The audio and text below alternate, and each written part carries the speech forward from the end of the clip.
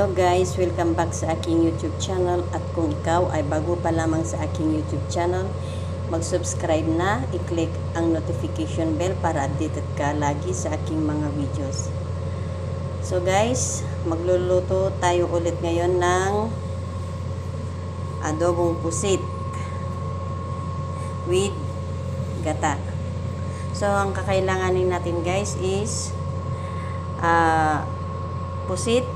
Boiled na itong squid natin, itong pusit na boiled na para matanggal yung lansa. Tapos ginger, onion, sili na manghang at saka garlic. May kamatis, suka, patis, at saka yung nag-save ako ng pinagkuluan ko kanina. Gamit din natin yan. At saka salt and pepper. So tara guys, umpisa na natin.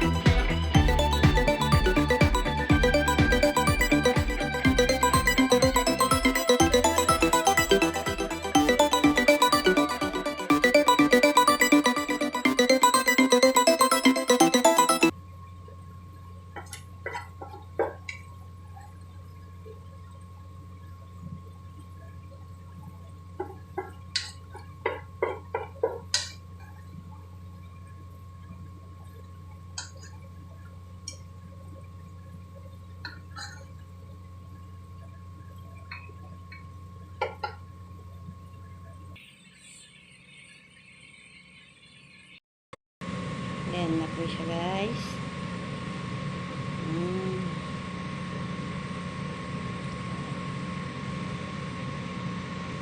So, ang ingredients po nito, guys, ilalagay ko na lang po sa ating description box. So, puntahan nyo na lang doon. Salamat, guys, sa panonood.